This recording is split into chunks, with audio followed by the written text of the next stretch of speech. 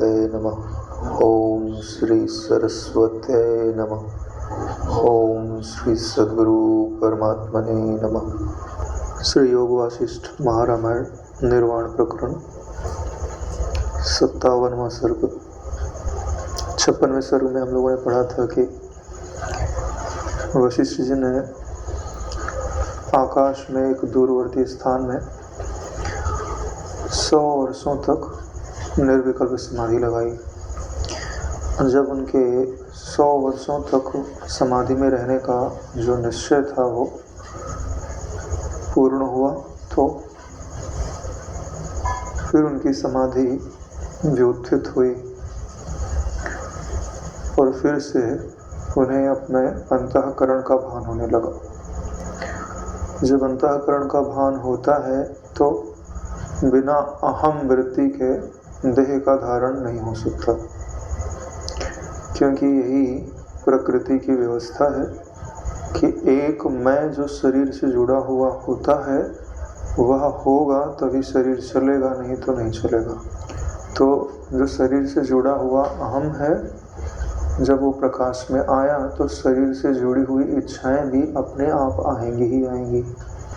तो जो अहम वृत्ति जागृत हुई है उसी को उन्होंने पिशाच कहा है, और उस अहम वृत्ति के कारण जो इच्छाएं उत्पन्न होती हैं उन्हें ही उस अहंकार की पत्नी पिशाचिनी कहा है। जहाँ ये पिशाच और पिशाचिनियाँ हैं वहाँ अबाधित शांति निवास नहीं कर सकते। यानी जो ज्ञान को उपलब्ध हुए हैं वो जिस निर्विकल्प शांति का अनुभव करते हैं, अगर वो व्यवहार में जाते हैं तो वैसी शांति तो नहीं रहती, क्योंकि चित्त में जब भी शांति या अशांति की बात की जाएगी तो वह अंतःकरण से ही संबंधित होगी, क्योंकि स्वरूप की जो शांति है वह तो कभी भी घटती और बढ़ती नहीं है, लेकिन व्यवहार के लिए जो आपकी चित्त वृत्ति है उसका कुछ ना कुछ अंश इस जगत को अवश्य ग्रहण करेगा। तो जितना अंश इस जगत को ग्रहण करेगा उस अंश में कुछ न कुछ हिलचाल तो होगी ही होगी। जैसे समंदर ऊपर से हिलता हुआ दिखाई देता है लेकिन भीतर में गहरा शांत है, ऐसे ही ऊपर ऊपर से कुछ न कुछ वृत्तियों की उठा पटक तो रहेगी ही रहेगी। भाई भोजन करने का समय हो गया है, भोजन करने चलते हैं, भोजन में ये बनाना है ये नहीं बनाना है। तो इस प्रकार की जो वृत्तियां हैं वो तो बनेंगी ही बनेंगी। तो कुछ अनुकूल वृत्तियां बनेंगी, कुछ प्रतिकूल वृत्तियां बनेंगी। तो अनुकूल के अनुसार सुखात्मक वृत्तियां भी होंगी और दुखात्मक वृत्तियां भी होंगी। तो मेरी मति के अनुसार ऐसा तो सब में ही न्यूनाधिक होता ही होता है। तो जो अगला ये 57वां सर्ग है वो इस विषय पर है कि भगवान राम जी इसमें जिज्ञासा करेंगे कि अगर आप में भी अहम और इच्छा दोनों का उत्थान हो रहा है तो अज्ञानी में भी दोनों रहते हैं, और आप में भी दोनों हैं तो आप में और अज्ञानी में अंतर क्या है। तो यह जिज्ञासा के साथ ही ये जो 57वां सर्ग है वो प्रारंभ होता है। इसके विषय के रूप में लिखते हैं, ज्ञानी और अज्ञानी के अहंकार के विशेष ज्ञान के लिए ज्ञान से बाधित हुए दृश्य प्रपंच की चिन्ह मात्रता का समर्थन। विशेष ज्ञान का अर्थ क्या होता है कि ज्ञानी का जो अहंकार है और अज्ञानी का अहंकार है, दोनों में अंतर क्या है। कुछ ना कुछ अंतर होगा तभी तो, नहीं तो ज्ञान प्राप्त करने का फल क्या हुआ। तो उसी के लिए बता रहे हैं कि ज्ञान से यह जो दृश्य प्रपंच है वो ज्ञानी के लिए बाधित होता है और अज्ञानी के लिए सच्चा होता है। अहंकार का परिणाम क्या होता है? अहंकार का परिणाम है परिच्छिन्नता, कर्तृत्व भोक्तृत्व आदि का बंधन। और जिनका अहंकार बाधित हो गया है, ना उनमें कर्तृत्व है, ना उनमें भोक्तृत्व है, ना उसमें परिच्छिन्नत्व है। वो अपने को नित्य शुद्ध बुद्ध मुक्त सदैव अनुभव करते रहता है। वो उसके सामने मनोवृत्ति चाहे जैसा आकार ग्रहण करे और चाहे जैसा त्याग करे। जो यह निश्चय है, इसी निश्चय को बल प्रदान करने के लिए वो इस सर्ग में किस दृष्टि के अनुसार यह दृश्य प्रपंच बाधित हो जाता है उसका भी वर्णन करेंगे, और जो मुख्य प्रश्न है उसका भी उत्तर प्रदान करेंगे। श्री रामचंद्र जी ने कहा, हे मुने, निर्वाण प्राप्त किए हुए आपको भी क्या अहंकार रूपी पिशाच बाधा पहुंचाता है? मेरे संदेह की निवृत्ति के लिए हम मुझसे कहिए। यानी ये बात तो पहले ही बता दी गई है कि वो प्रश्न कर रहे हैं कि अज्ञानियों में तो अहंकार प्रसिद्ध है, लेकिन आप तो तत्व के ज्ञाता हैं, तो आप यह कैसे कहते हैं कि मुझ में यह जो अहंकार की पिशाच है वो मुझे बाधा पहुंचाता है या मुझ में प्रतीत होता है? तो मेरे संदेह की निवृत्ति के लिए आप मुझसे उपाय कहिए। तो महाराज वशिष्ठ जी ने कहा कि हे भद्र, इस संसार में अहम भाव के बिना तत्वज्ञानी और अज्ञानी दोनों की देह स्थिति नहीं हो सकती। चाहे तत्वज्ञानी हो चाहे अज्ञानी हो, अहंकार होगा तभी शरीर की धारण की स्थिति होगी, नहीं तो शरीर धारण नहीं किए जा सकते। ये जो अहम भाव है ना, उसका क्या अर्थ होता है कि एक नैसर्गिक अहम भाव होता है और एक अहम भाव हम स्वयं बनाते हैं। जैसे कोई मशीन बनाई जाती है ना, तो उसका सॉफ्टवेयर ऐसे डिज़ाइन किया जाता है कि वो चले तो सिर्फ वही चले, दूसरे नहीं चले। अरे भाई ट्रक बनाया तो एक ट्रक के चलाने से सारी ट्रकें चलने लग जाएंगे तो सारी व्यवस्था खराब हो जाएगी। तो शरीर भी का भी डिज़ाइन ऐसे ही बनाया गया है कि वो व्यष्टि रूप में चले, खाए पिए लिए ते और जीवित रहे, अपना जीवन यापन करे। तो इस दृष्टि से उसको बनाया गया है। तो उसके लिए एक अहम भाव बनाया गया है जो शरीर की व्यष्टात्मक क्रियाओं को नियंत्रित करता है। जैसे आपके दिल का धड़कना, शरीर में रक्त का दौड़ना और नाना प्रकार की छींक आदि क्रियाएं हैं, जो भी शरीर के अंदर क्रियाएं उनको जो नियंत्रित करते हैं। जैसे आप सो जाते हैं तो आप तो सो गए, लेकिन शरीर तो कार्य कर रहा है। तो कोई होगा मैनेजर इसका, जो इसको संभालता होगा। तो जो इसका मैनेजर है उसी को नैसर्गिक अहम भाव बोलता है। वो अपना काम आपसे बिना पूछे ना चीटी की सामर्थ्य से कर ही रहा है। लेकिन हम क्या करते हैं कि ये जो नैसर्गिक क्रिया हो रही है तो एक विशेष अहम अज्ञान के कारण स्वीकार कर लेते हैं कि इन नैसर्गिक क्रियाओं का अहम अपने ऊपर थोप लेते हैं। कार्य तो ये कर रहे हैं और अहंकार हम करने लग गए। जैसे कि कुछ परेशानी हुई तो आपको दौड़ना पड़ा, भागना पड़ा, तो आप बड़ी तेज़ी से भागे। तो जाकर बोले कि मैं तो वहाँ बड़ी तेज़ी से भाग के निकल गया। तो ध्यान से देखिए, भागने के लिए कौन काम किया? तो आप पाएंगे कि उसके लिए तो जो नैसर्गिक काम है कि जब भय की परिस्थिति आती है, चोट लगने की परिस्थिति आती है, तो आपको भगाता है वहाँ से। तो स्वाभाविक है, कांटे पे पैर लगेगा, पैर अपने आप हटेगा ही हटेगा। अरे आप तो मनुष्य हैं जिनमें बुद्धि एकदम सोई हुई है, ऐसे जानवर भी ऐसा काम कर लेता है। तो यह अहम भाव स्वाभाविक ही रहता है। फिर आपने वो जो क्रिया है ना, उसका अहम विशेष अहंकार ने अपने ऊपर ओढ़ लिया कि मैं भागा, मैंने किया, मैंने लिया, मैंने दिया, जबकि ये नैसर्गिक है। अगर आप उसको नैसर्गिक को नैसर्गिक के हवाले छोड़ दो और अपने स्वरूप को जान लो कि मैं साक्षी मात्र तत्व, कोई बंधन ही नहीं है। आपने क्या किया? जो नैसर्गिक अहम भाव था उसमें अपना विशेष अहम भाव जोड़ दिया। तो जो नैसर्गिक अहम भाव है वो बंधन का कारण नहीं है, दुख का भी कारण नहीं है। वह सिर्फ आपको शरीर निर्वाह की जानकारी देता है, लेकिन हम उसमें विशेष ज्ञान को जोड़ देते हैं। जैसे भूख लगना, हम बता रहे हैं ना कि अब भूख लग गई है। आप थोड़ी सोचते हो कि मेरे को भूख लगी है कि नहीं लगी, वही बताता है आपको भूख लगी है, आपको खाना खाना चाहिए, आपको प्यास लग रही है, आपको पानी पीना चाहिए, ठंड लग रही है, कुछ ओढ़ लेना चाहिए, छींक आ रही है, छींक देना चाहिए, खांसी आ रही है, खांस लेना चाहिए। कौन बोल रहा है सब? एक नैसर्गिक अहम है ना जो मैनेज कर रहा है, वही तो बता रहा है। अब इनकी क्रियाएं हो रही हैं और आप अहम कर लो कि मैंने छींका, मैंने खांसी, मैं खांस रहा हूँ। हाँ, तो व्यवहार के लिए ठीक है, लेकिन उसको गहरे में आपने डाल दिया तो वो बंधन का कारण हो जाएगा। शरीर आदि से गुजर जाते हैं और पुत्र आदि उत्पन्न हो जाते हैं। तो सबकी व्यवस्था तो प्रकृति स्वयं कर रही है, आप बोलने लग जाते हो कि है ना, मेरा पुत्र है, मेरा धन है। धन किसके कारण आया हुआ है? अरे भाई, जो भी आप शारीरिक कार्य करते हो, मानसिक कार्य करते हो, आप करते हो कि प्रकृति में जो साधन है वो करते हैं, वही करते हैं ना, तो उनके कारण आता है ना। तो फिर आप अहम कैसे कर सकते हो? ये जो आप अहम करते हो उनके साथ जोड़ करके यही बंधन का, दुख का, परेशानी का कारण है। आप अपने धर्म में रहो। स्वधर्मे निधनम श्रेयः परधर्मो भयावह।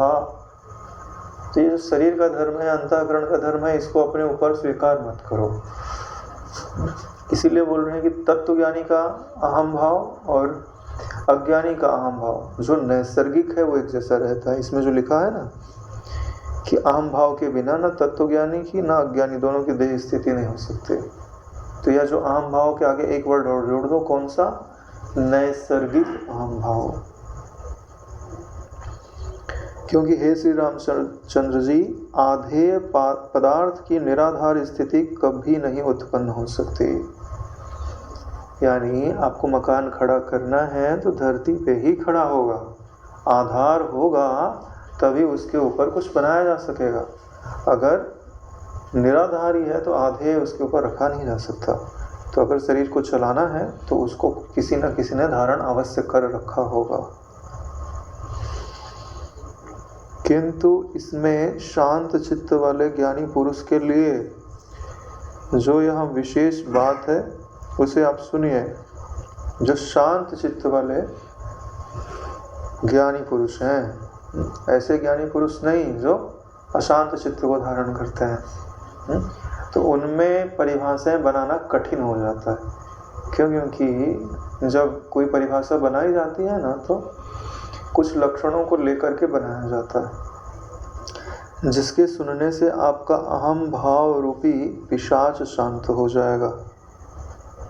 तो यह जो अहम भाव रूपी पिशाच यानी विशेष अहम भाव रूपी पिशाच, यहाँ विशेष से समझना है, पिशाच आपका शांत हो जाएगा। इस अज्ञान रूपी बालक ने अपने अंतःकरण में अविद्यमान ही अहम भाव रूपी पिशाच की कल्पना कर रखी है। अतः इसी से यानी एकमात्र अज्ञान के वश से ही यह स्थित है। यानी जब तक आपको अज्ञान है तभी तक आप में विशेष अहम भाव स्थित है। यानी देह से अंतःकरण से जुड़ाव और देह और अंतःकरण की सत्यता दोनों ही किसके कारण जीवित है? अज्ञान के कारण। किसके अज्ञान के कारण? स्वयं के अज्ञान के कारण। जब आप यहाँ अपने आप का ज्ञान प्राप्त कर लेंगे तो क्या आपको अनुभव होगा कि मैं ही वह सन्मात्र वस्तु हूँ जिसमें ये सारे दृश्य पदार्थ कल्पित हैं। तो यह जो अज्ञान रूपी बालक है वह अविद्या के कारण यह जो अहम भाव रूपी पिशाच है इसकी कल्पना करता है। वास्तव में ये जो अहम भाव है ना, ये कल्पना में ही जीवित है। विचार करोगे तो प्राप्त नहीं होगा। जैसे केले का धड़, एक एक चीज़ अलग करते जाओ तो कुछ प्राप्त नहीं होता। ऐसे ही जब आपको कोई अपमान हो, बहुत दुख हो रहा है, इसने मेरा बड़ा भाई अपमान कर दिया, तो तुरंत प्रश्न करना चाहिए कि इस अभिमान को या इस अपमान को धारण कौन कर रहा है? क्या यह मनोवृत्ति नहीं है जो यहाँ बोल रही कि मेरा अपमान हुआ? मनोवृत्ति है तो वो प्रकाश से है ना, दिख रही है ना, तो आप दृष्टा हुए, साक्षी हुए, तो दिखता वही है जो आपसे अलग है। तो आपका स्वरूप तो नहीं हुआ हो, तो फिर आप कहाँ, आपका अपमान कहाँ हुआ? अब आप फिर भी उस वृत्ति को स्वीकार कर लो कि मेरा अपमान हुआ, तो इसी को अज्ञानी बोलता है।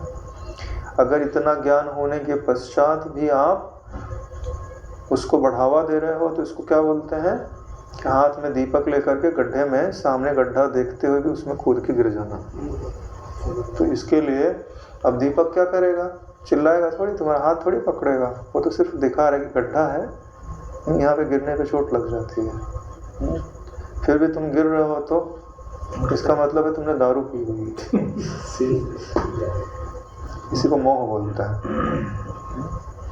यानी आपको उस गड्ढे के अंदर कोई प्रिय वस्तु दिखाई दे रही है जो वहाँ नहीं है, और इसी के कारण आप जानते हुए कि ये गड्ढा है, गिरूंगा तो चोट लगेगी, फिर भी उस वस्तु की आसक्ति आपको गड्ढे में गिरा रही है।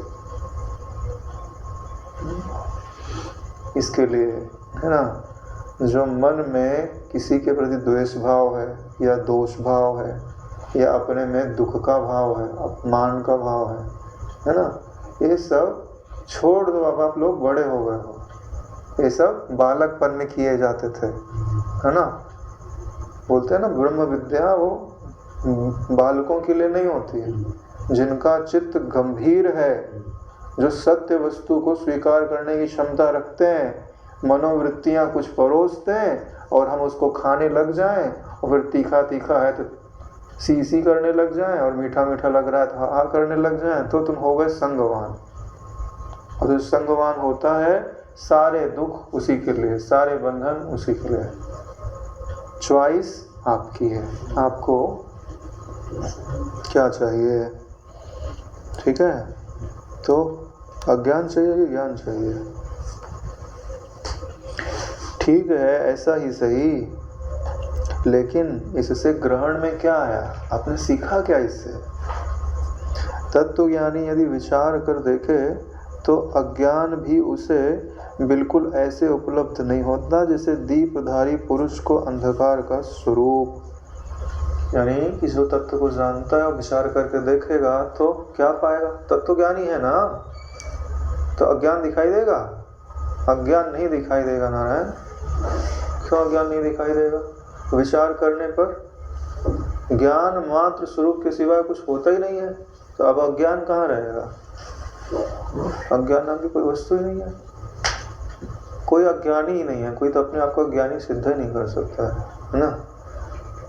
अज्ञानी कोई नहीं होता मगर देहाभिमानी होते हैं, उसी देहाभिमान का नाम ही अज्ञान है। पढ़े थे ना अपन ने, किम अज्ञानम अतः परम, इससे बड़ा अज्ञान क्या होगा कि सब कुछ जानते हुए भी हम करते वही है जिससे दुख बढ़े, बंधन बढ़े, चिंता बढ़े। पर ऐसा हम करते क्यों है, क्योंकि हमारी ही बुद्धि हमारा साथ छोड़ देती है। क्यों छोड़ देती है, क्योंकि वह मनोअनुगामी हो गई है। और मनोअनुगामी क्यों हो गई है, क्योंकि हम अपने जीवन को नियमबद्ध नहीं कर पा रहे हैं। अगर कोई कठोर नियम हो जीवन में तो आत्मबल बढ़ जाए, जब आत्मबल बढ़ जाएगा तो बुद्धि हो जाएगी बलवान और मन को अपने कंट्रोल में रखेगी। जब मन को कंट्रोल में रखेगी तब बुद्धि का जो निर्णय होगा मन उसको मानेगा। अभी जो मन का निर्णय होता है, मन जो परोसता है बुद्धि को, उस पर बलात् साइन करना पड़ता है। मन बोलता है मैं सुखी हूँ, तो बुद्धि बोलती ठीक है तुम सुखी हो तो मैं भी सुखी हूँ। हाँ, बुद्धि ने बोल दिया तो मतलब तुम्हारा निश्चय हो जाएगा मैं सुखी हूँ। अब बोलता है मन बोलता है मैं चिंतित हूँ, तो बुद्धि बोलती है हाँ ठीक है तुम चिंतित हो तो मैं भी चिंतित हूँ। ऐसा नहीं बोल रही है कि चिंता तो मन तुझमें है, मुझ में कहाँ है। कितनी बार चिंताएं आई और गई, तो मैं मन के धर्म को अपने भीतर क्यों स्वीकार करूं। ऐसा दहाड़ के बोले और नकार दे अपने मन की वृत्ति को, मन के भाव को, तो मुक्त स्वरूप है। जब इतना ही बल कमाने के लिए सारी झंझटबाजी है, जो तुम सेवा करते हो, जप करते हो, प्राणायाम करते हो, व्रत करते हो, किस लिए है? हृदय में यह बल कमाने के लिए कि आपका मन आप पे अज्ञान थोपना चाहे और आप उसको नकार सको। बल होना चाहिए। बिना विचार किए किसी की बात मत मानो, मेरी क्या किसी की भी बात मत मानो। विचार करके देखो क्या ये सत्य है, क्या शास्त्र के अनुसार इसका अर्थ है? क्या प्रमाण है सत्य? क्या मेरे अनुभव से लगता है ये सत्य है? तब मानो बात को, ऐसे किसी की बात मत मानो। बिना विचारे कुछ स्वीकार मत करो ना कि फलाने व्यक्ति ने बोल दिया तो सही होगा। नहीं, ना सही है ना गलत है, ठीक है, बीच में रखो और फिर उसका परीक्षण करो। बिना परीक्षण किए किसी की बात स्वीकार मत करो। राम जी के अंदर इतने प्रश्न क्यों उपज रहे हैं? परीक्षण कर रहे हैं ना, नहीं तो मान ही लेते। प्रश्न क्यों करते हैं यहाँ पे? सच्चाई बोल रहा हूँ नारायण। जिसको तत्व ज्ञान चाहिए वही सुने, जिसको अपना लंथ फंद बचा के रखना है ना, वो अपनी भावनाओं के अनुसार बहते रहे। भाई तुम्हारे हृदय में जो कांटा चुभा हुआ है वह कांटा निकालना पड़ेगा और उसमें थोड़ी पीड़ा सहनी पड़ेगी नारायण, है ना। कांटा चुभ जाता है, निकालते हैं, दर्द होता है कि नहीं होता है? होता ही होता है। इसके लिए हमारे अंदर अहंकार रूपी जो कांटा चुभा हुआ है उसको निकालना पड़ेगा, तो पीड़ा तो होगी ना। एक बार निकल जाएगा ना तो सुकून हो जाएगा, फिर थोड़े देर में घाव भर जाएगा, फिर आनंद है। इसलिए बात समझ में आ रही है ना कि जो तत्वज्ञानी होते हैं अगर वो विचार करके देखें तो उन्हें कहीं अज्ञान उपलब्ध नहीं हो सकता। अज्ञान यानी देहाभिमान उपलब्ध नहीं हो सकता। देहाभिमान ही तो सारा कारण है। गलिते देहाध्यासम विज्ञाते परमात्मनि यत्र यत्र मनो याति तत्र तत्र समाधया। जहाँ जहाँ मन जाएगा ना वहाँ समाधि है, यानी अरे समाधान है। समझ लिया? क्या समझ लिया? मेरे सिवाय कुछ दूसरा नहीं है ना। यह हाथ जैसे दूसरे हाथ से खेल रहा है वैसे ही मैं इस प्रकृति में खेल रहा हूँ। वो हंसता हुआ भी हंसता नहीं है, रोता हुआ भी रोता नहीं है।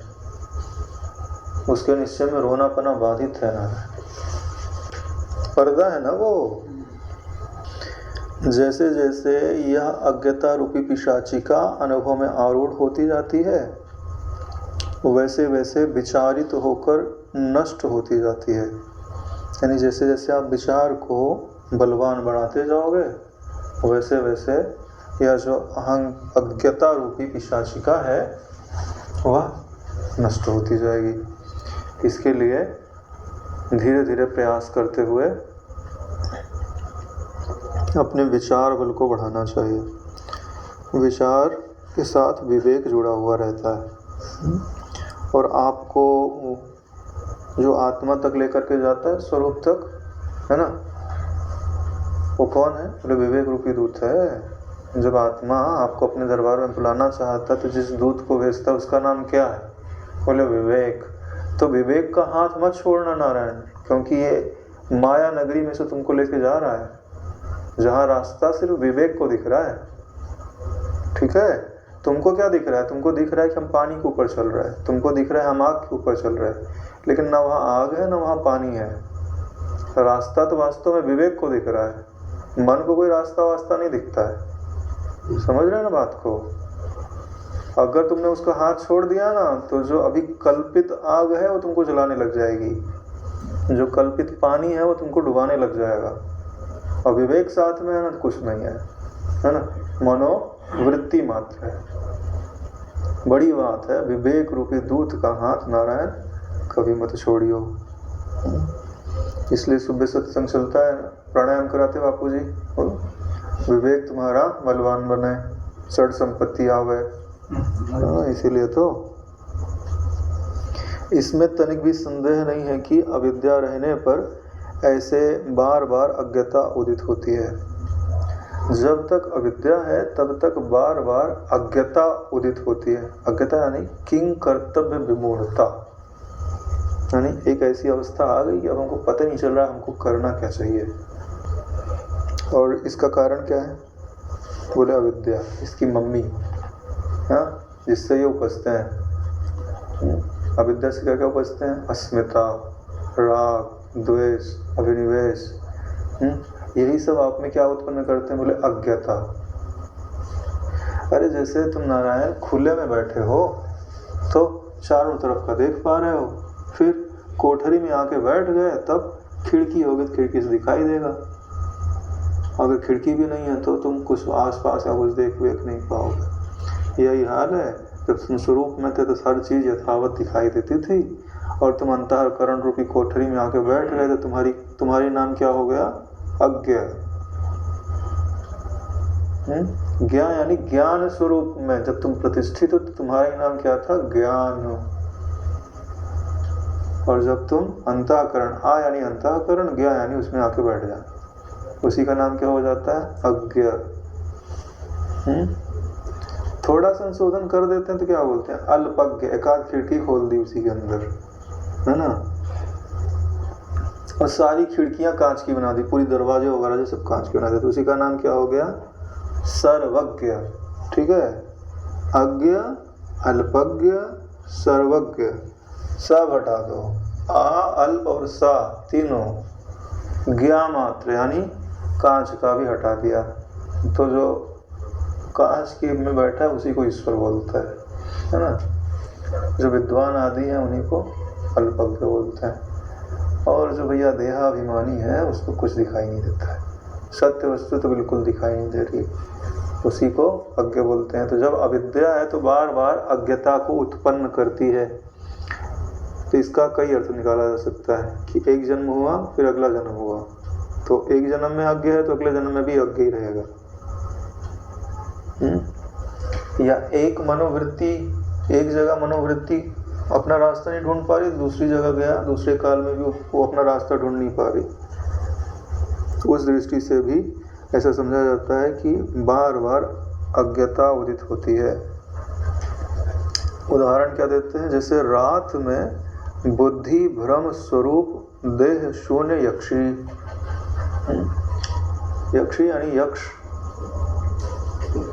तो जो जंगल आदि होते हैं वहाँ जहाँ कहीं यक्ष आदि का प्रकोप होए तो कोई व्यक्ति वहाँ गया हो तो यक्षों में बड़ी माया दिखाने की सामर्थ्य होती है, तो बड़ा भयानक रूप दिखाए कि भाई तुम यहाँ से चले जाओ।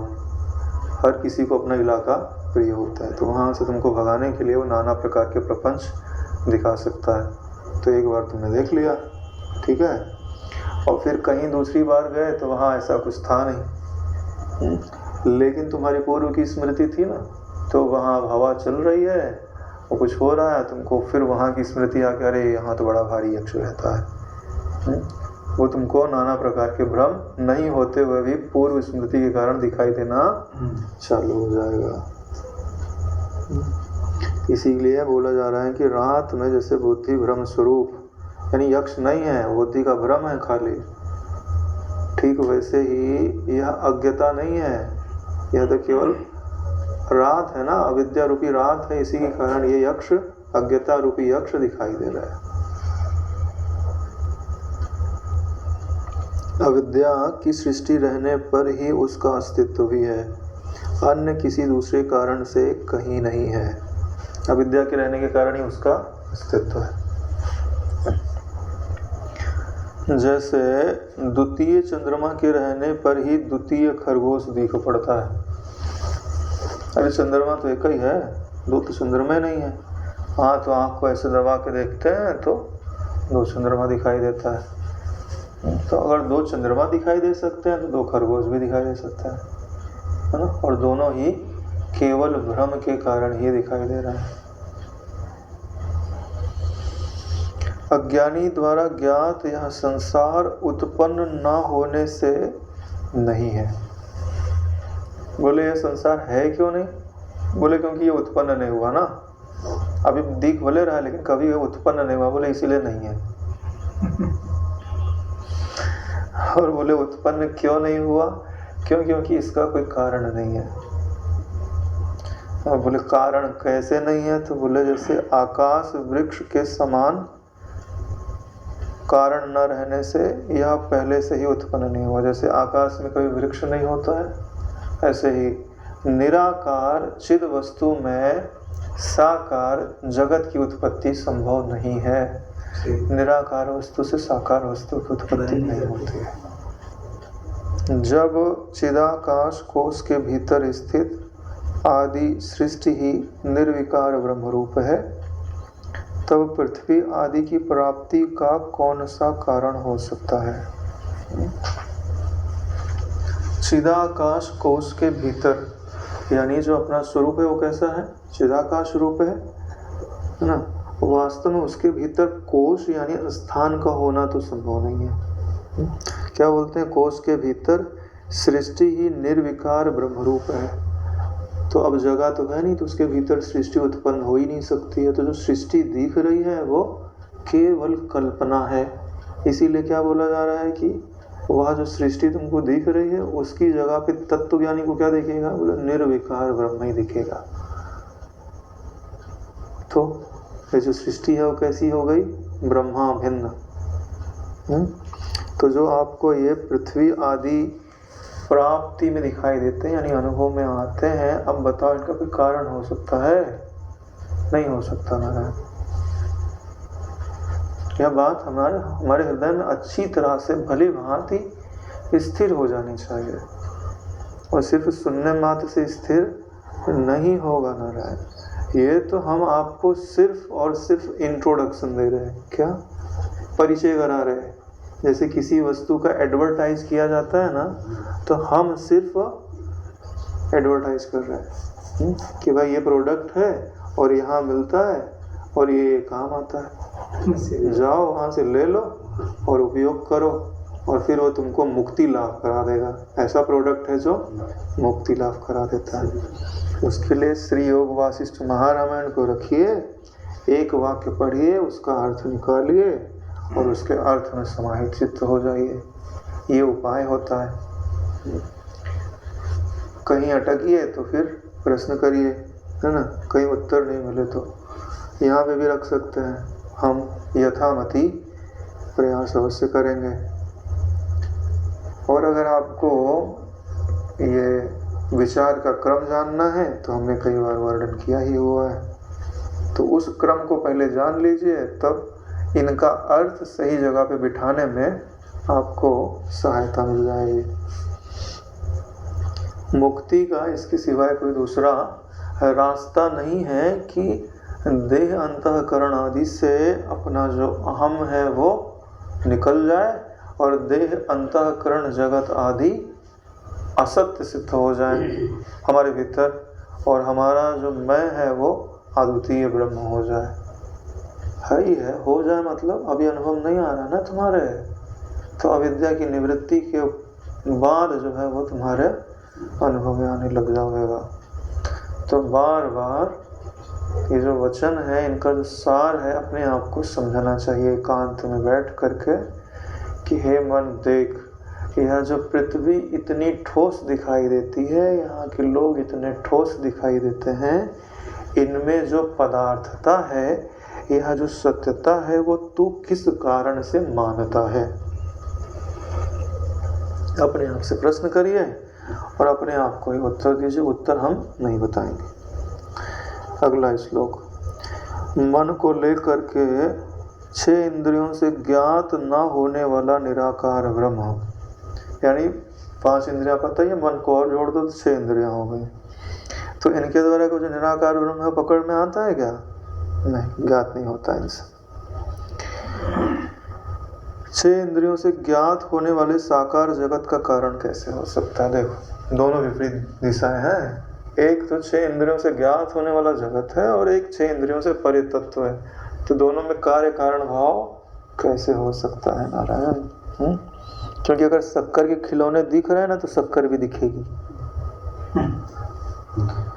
अगर भाई सोना दिख रहा है, कंगन दिख रहा है, तो सोना भी दिखेगा। या तो जिस वस्तु से बना हो उसका गुण तो उसमें विद्यमान रहना चाहिए। इसीलिए उत्तर मिल गया ना आपको, इसीलिए मैंने बोला मैं उत्तर नहीं दूंगा, उत्तर वशिष्ठ जी देंगे। बीज रूप कारण से अंकुर रूप कार्य उत्पन्न होता है, यानी बीज भी साकार है और अंकुर भी साकार है, इसमें तनिक भी संदेह नहीं है। फिर जहाँ पर बीज रूप कारण है ही नहीं, वहाँ पर अंकुर कैसे उत्पन्न होगा? बीज ही नहीं है तो कारण कैसे होगा? यानी ये जो जगत इतनी बड़ी पृथ्वी ब्रह्मांड आदि लोग आदि दिखाई दे रहे हैं, ये कार्य रूप में तुमको दिखाई तो दे रहे हैं, इनका कोई कारण नहीं है। इसीलिए ये अभी भी नहीं है। बोले ऐसा कैसे कहते हो, हमको तो अनुभव में आते हैं, तो सपना भी तुमको अनुभव में आता है। अनुभव में आने से ही किसी को सत्य नहीं कहा जा सकता। कारण के बिना कार्य नहीं होता, यहाँ तो सभी को विदित है। आकाश में लहलहा रहे प्रत्यक्ष वृक्ष का किसने और कब अवलोकन या ग्रहण किया है? कभी किसी ने देखा है आकाश में वृक्ष को? देखा हो तो फल उसमें लगते हैं ना, तोड़ के खा लोगे तो तुम अमर हो जाओगे, है ना। बता रहे अमल फल की प्राप्ति का उपाय बता रहे हैं कि जब भी तुमको आकाश में आकाश रूप वृक्ष दिखाई देना तो उसका फल तोड़ना और खा लेना। अगर मीठा लगे ना तो समझ लेना कि तुम अमर हो जाओगे। कभी होगा नहीं ऐसा। जैसे संकल्प द्वारा आकाश में वृक्ष आदि दिखाई देते हैं, वैसे ही संकल्प में यह संसार भी है। हाँ, तुम कल्पना ही करने लग जाओ बैठ के कि आकाश में वृक्ष दिखाई दे रहा है, तो आकाश में नहीं दिखेगा, मन में दिखेगा। उसका अधिष्ठान आकाश हो सकता है, सोचने का कारण आकाश हो सकता है, लेकिन आकाश में नहीं है, तुम्हारे मन में।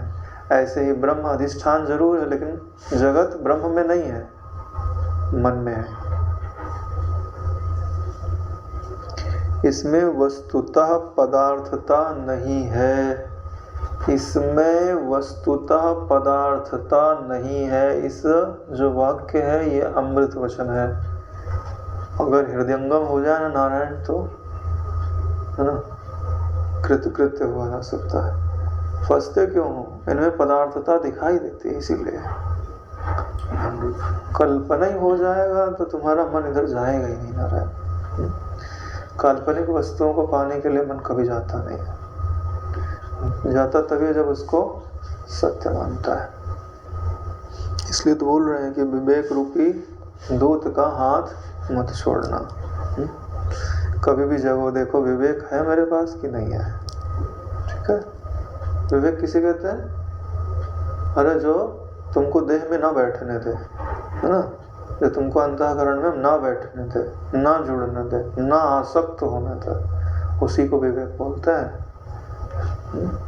प्रमाद किसको बोलते हैं? जो तुमको देह में बैठने दे, अंतःकरण में बैठने दे, अपने साथ जगाए, अपने साथ सुलाए, उसी को प्रमाद बोलते हैं। आलस्य नहीं, प्रमाद बोलते हैं। आलस्य में तुम जानते रहते हो, प्रमाद भुला देता है। सृष्टि के आरंभ काल में जो यहाँ अर्गला शून्य सृष्टि की स्थिति चिदाकाश में अनुभूत होती है, वह भी आकाश में शून्य रूप वृक्ष आदि के सदृश ही है। अर्गला मतलब समझते हैं? अरे गांव में पहले अर्गन हुआ करती थी, जिसपे हम कपड़े वगैरह डालते थे, बांस का बना देते थे। ऐसे हैंगर वैंगर नहीं होते थे, दीवार में इधर से बांस गाड़ के इधर, उसी के ऊपर सारे कपड़े वगैरह रखे जाते थे। उसको अर्गन, उसी को संस्कृत में अर्गला बोलता है, यानी आधार जिसपे कोई वस्तु रखी जाए। तो यह जो सृष्टि है बोले अर्गला शून्य है, यानी आधार शून्य है। हाँ बोले वहाँ जो हमने अर्गन लगाई हुई है उस पर तुम अपने कपड़े डाल दो, वहाँ देखा तो कोई भाई अर्गले नहीं है, तो कपड़े कहाँ डाले? डाले नहीं सकते ना। ऐसे ही ये जो सृष्टि जिस अर्गले पे रखनी चाहिए थी वो अर्गला ही नहीं है। कैसे नहीं है? बोले जैसे आकाश में शून्य रूप वृक्ष नहीं है। विषय सृष्टि के आकार से रहित चिदाकाश ईश्वर ही अपने स्वभाव में सृष्टि रूप से स्फुरित होता है। चिदाकाश ईश्वर ही अपने स्वभाव में, यानी अपना स्वभाव नहीं छोड़ रहा है और सृष्टि रूप से स्फुरित होता है। ये तो बोल रहे हैं, लेकिन उसके आगे क्या बोला? बोले विषय सृष्टि के आकार से रहित है। तो फिर क्या होगा? अगर विषय सृष्टि के आकार से रहित भी होगा और अपने स्वभाव को छोड़ भी नहीं रहा होगा और स्फुरित भी हो रहा होगा, तो क्या होगा? कल्पना ही स्फुरित होगी ना, कुछ होगा नहीं वहां पर।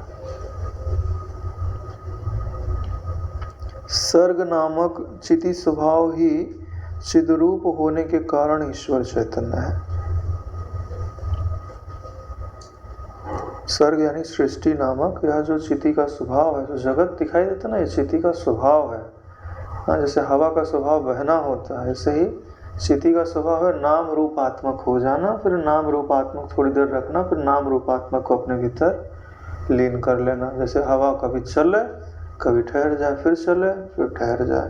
जैसे पानी में द्रवता, कभी हिले, फिर स्थिर हो जाए, फिर हिले, फिर स्थिर हो जाए। ऐसे ही चिद्रूप होने के कारण ईश्वर चैतन्य है। चिद्रूप यानी ज्ञान रूप होने का। जब तुम पहचान लेते हो ना, तो तुमको पता चलता है कि वास्तव में हिलती डुलती भी नहीं है ये तो हिलना डुलना तब तक तुमको समझाया जाता है जब तक तुम्हारा अज्ञान निवृत्त नहीं हुआ। इसलिए चिति ही सृष्टि के रूप से भाषित होती है, ना कि शून्य। यह जो शून्य है वो सृष्टि नहीं बन गया बौद्ध धर्म की तरह, ठीक है। चिति ही जो है वो सृष्टि के रूप में भाषित होती है, यानी सृष्टि तुम्हारी ही चमत्कृति है, तुम्हारा ही चमत्कार है, तुम्हारा ही विलास है। चित्त का विलास कही जाती है ना, यानी तुमने अपने ही मनोरंजन के लिए, है ना, ये नाना प्रकार के प्रपंच बना के रखे हुआ है। तो नारायण खेल में भी कोई दुखी होता है? हाँ, अपना स्वरूप भूल जाए तो दुखी हो सकता है। कितनी परेशानी खड़ी हो गई है ना खेल खेलने में। क्यों परेशानी खड़ी हुई? हम भूल गए कि खेल है। प्रतिदिन जो अनुभूत होता है वह स्वप्न स्वर्ग ही इस विषय में दृष्टांत है, क्योंकि स्वप्न के विषयों में स्वयं आत्मा ही पर्वत नगर आदि की आकृतियों में स्फुरित होता है।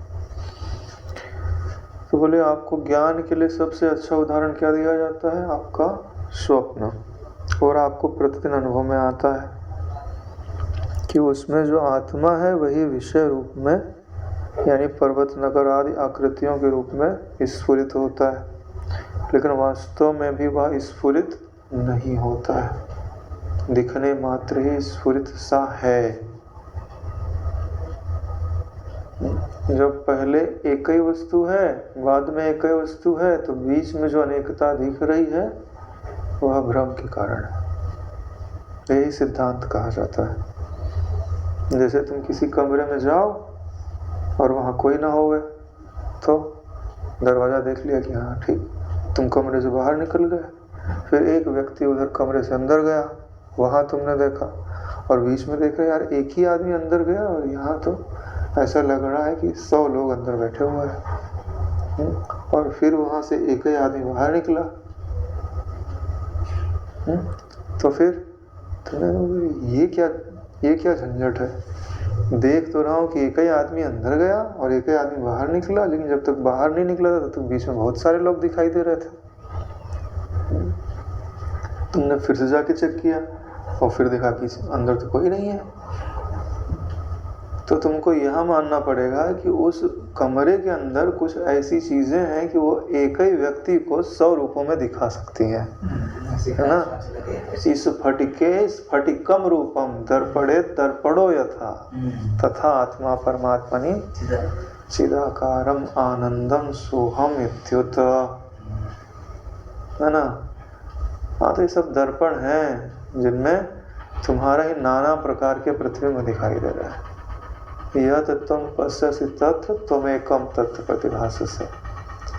अरे बोले कि सब फिर हमको एक ही जैसे दिखने चाहिए, सब अलग अलग क्यों दिखाई देता है ना। हाँ, तो भाई खेल में तो यही नियम है कि समतल दर्पण ही थोड़ी लगाया जा सकता है। उत्तल अवतल कोई भी दर्पण लगा दो, उसमें टेढ़ा मेढ़ा दिखेगा प्रतिबिंब, उसमें क्या है। अब तुम पहचान नहीं पा रहे हो कि मेरा ही प्रतिबिंब है, तो दर्पण का क्या दोष है?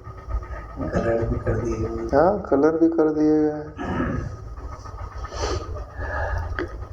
जैसे यहाँ स्वप्न में जो सृष्टि सा प्रतीत होता है वह चित्त स्वभाव सृष्टि रहित स्वात्मा में ही विद्यमान है। वह अपनी आत्मा में ही विद्यमान है। चित्त स्वभाव यानी ज्ञान रूप, सृष्टि नहीं है उसमें, है ज्ञान ही। और किस में विद्यमान है? आप में। लेकिन देखने में क्या लग रहा है? नाम रूप आत्मा को। वैसे ही यहाँ ज्ञान से पूर्व सर्ग सा जो प्रतीत होता है वह सर्ग शून्य चित्त स्वभाव महाचिदाकाश में ही प्रतीत होता है। यानी यह जो सृष्टि के रूप में हमको अनुभव में आ रहा है वह वास्तव में सृष्टि शून्य ही है क्या? बोले चित्त स्वभाव ज्ञान रूप है। और अनुभव में कहाँ आ रहा है? बोले महाचिदाकाश में। यानी ज्ञान में ही ज्ञान का अनुभव हो रहा है। तो ज्ञान में ही ज्ञान का अनुभव हो रहा है, तो ज्ञान और ज्ञान में अंतर होता है क्या? नहीं होता। इसके लिए एक ज्ञान ही सत्ता है। जब तक आपको बोध नहीं हुआ तब यह तीन रूपों में भासती है, ज्ञान, ज्ञाता और ज्ञेय। जब आपको भली भांति पता चल जाता है तो आपको यह पता चल जाता है कि ज्ञाता भी ज्ञान है, ज्ञान भी ज्ञान है और ज्ञेय भी ज्ञान है। ये जो तीन दिख रहे थे ना, है ना, यही तीनों ताप के कारण थे। अब इन तीनों को हम छोड़ देते हैं। जो चीज़ दुख देती है ना उसको छोड़ना ही अच्छा है। नारायण। आज यहीं पर विश्राम लेते हैं। ओम सहना भवतु सहनौ भुनक्तु सह वीर्यं करवावहै तेजस्विनावधीतमस्तु मा विद्विषावहै। ओम शांति शांति शांति। श्री सद्गुरुदेव भगवान की जय।